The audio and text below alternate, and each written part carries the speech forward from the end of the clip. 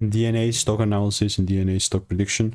What I will be doing in this brief and short 1 minute video is showing you my exact proof, especially with Ginkgo Bioworks Holdings with $11.31 level. Seems like it's pumping up, but in reality, you can see here beforehand I was looking for a bearish idea and buy it, you know what I mean? So what I'm going to do is get rid of this stuff. Here's the daily chart. Here's the bottom. And since it's pumping up right now, well, that's good. Nothing is stopping me from maybe jumping in on this bandwagon. Boom, here's my demand zone.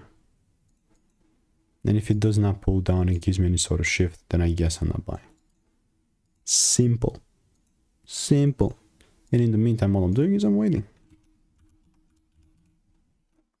So, if you want to learn the sauce and take your skill set to the next level, click the first link in the description.